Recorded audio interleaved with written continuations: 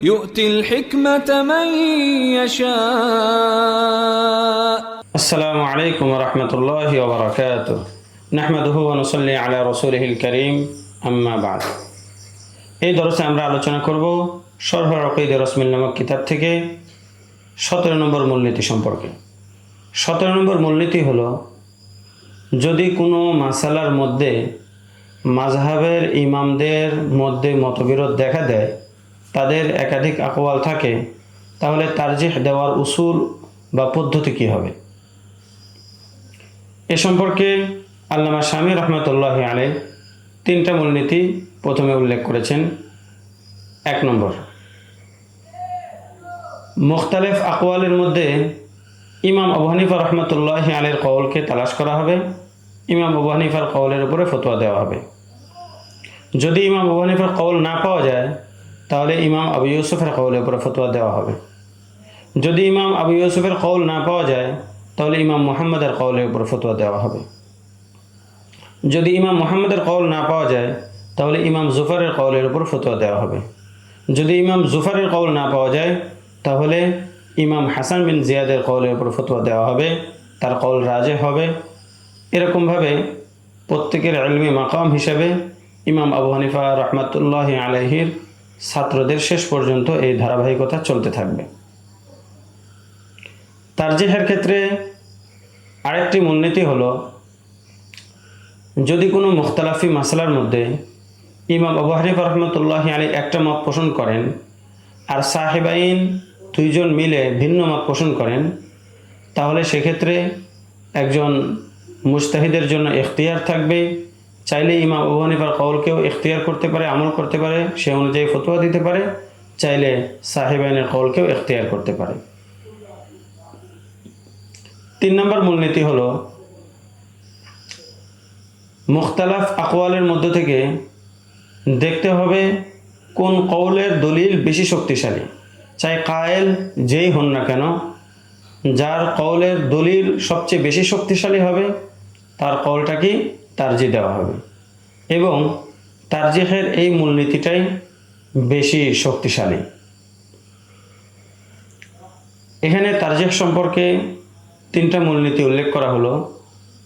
আল্লামা শামী রহমতুল্লাহি আলাইহি শরাহের মধ্যে আরও কয়েকটি সূরত উল্লেখ করেছেন, বিস্তারিত সেগুলো উল্লেখ করা হচ্ছে।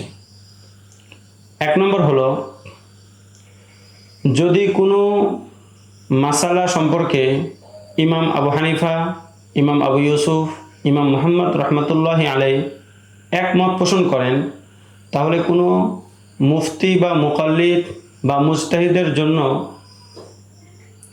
ওরফ এবং জরুরতের ছাড়া সেই কওল থেকে কখনোই উদুল করা যাবে না, সেই কওলকে কখনোই বাদ দেওয়া যাবে না।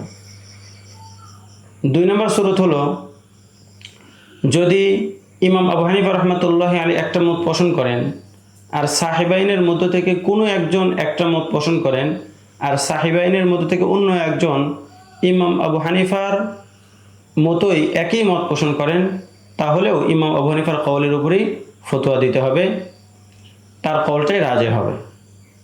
3 নম্বর সূরত হলো, যে কোনো মাসালায় ইমাম আবু হানিফা একটা মত পোষণ করেছেন, ইমাম আবু ইউসুফ ভিন্ন মত পোষণ করেছেন, আর ইমাম মুহাম্মদ ভিন্ন মত পোষণ করেছেন, অর্থাৎ সাহেবাইন ভিন্ন ভিন্ন মত পোষণ করেছেন, তাহলে সেক্ষেত্রেও ইমাম আবু হানিফার কওলের উপরেই ফতোয়া হবে, সেটাই রাজে হবে।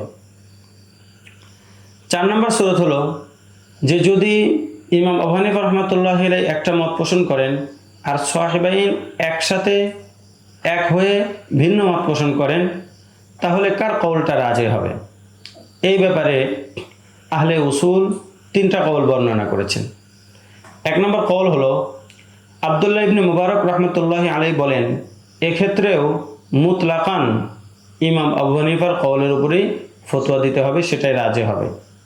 মুতলাকান অর্থাৎ চাই ব্যক্তি মুফতি হোক অথবা মুজতাহিদ হোক অথবা মুকাল্লিদ হোক, সবার জন্যই ইমাম আবু হানিফার কওলের উপরেই ফতোয়া দিতে হবে।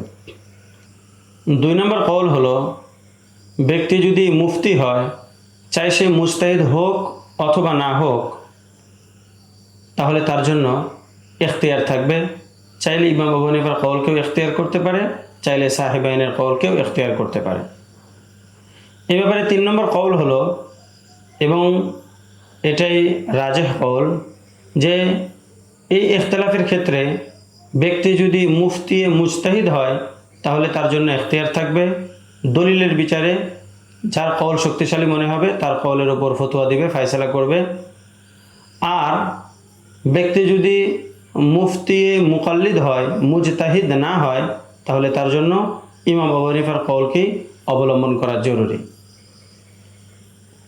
তবে এই সকল বিষয় তখন যতক্ষণ পর্যন্ত মাশায়েখে কেরাম কোনো কারণে ওরফ ইত্যাদি জরুরত কোনো কিছুর কারণে সাহেবাইনের কওলকে ইমাম আবু হানিফার কওলের উপরে তারজিহ না দিবেন। যদি কোনো কারণে, বিশেষ কারণে মাশায়েখে কেরাম সাহেবাইনের কওলকে ইমাম আবু হানিফার কওলের উপর তারজিহ দিয়ে দেন, তাহলে মাশায়েখে কেরামের কথাটাই গ্রহণযোগ্য হবে। এমনকি মাশায়েখে কেরাম যদি ইমাম জুফর রহমতুল্লাহি আলাইহির কওলকে ইমাম আবু হানিফার কওলের উপরে তারজিহ দিয়ে দেন, তারপরেও মাশায়েখে কেরামের কথাই গ্রহণযোগ্য হবে। এতক্ষণ পর্যন্ত আমরা জানতে পারলাম 17 নম্বর মূলনীতি, অর্থাৎ কোনো মাসলায় ইখতিলাফ হলে তাহলে তারজিহ দেওয়ার পদ্ধতি কী হবে সেগুলো সম্পর্কে বিস্তারিত আলোচনা করা হলো। এখানে ফায়দা হিসেবে কিতাবের মধ্যে আল্লামা শামী একটি আলোচনা করেছেন যা আমাদের জন্য অনেক শিক্ষণীয়। সেটি হলো, ইমাম আবু ইউসুফ রহমতুল্লাহি আলাইহি ইমাম মুহাম্মদ রহমতুল্লাহ আলাইকে বলেছিলেন, যখন তুমি আমার নামটা ইমাম আবু হানিফা রহমতুল্লাহি আলাইহি আমার উস্তাদের সাথে উল্লেখ করবে, তখন আমাকে কুনিয়াত অর্থাৎ আবু ইউসুফ বলে সম্বোধন করবে না, লিখবে না, বরং আমার আসল নাম ইয়াকুব বলে উল্লেখ করবে। তো ইমাম মুহাম্মদ রহমতুল্লাহ আলাইহি তার ওস্তাদ ইমাম আবু ইউসুফের এই নির্দেশনা অনুযায়ী যখন ইমাম আবু হানিফার সাথে ইমাম আবু ইউসুফকে উল্লেখ করতেন তখন এভাবে ব্যবহার করতেন, ইয়াকুবু আন আবি হানিফাতা। এর কারণ কি? এর কারণ হলো ইমাম আবু হানিফা রহমতুল্লাহ আলাইহির প্রতি ইমাম আবু ইউসুফ রহমতুল্লাহ আলাইহি অত্যধিক সম্মান প্রদর্শনের জন্য তিনি এমনটা করেছেন।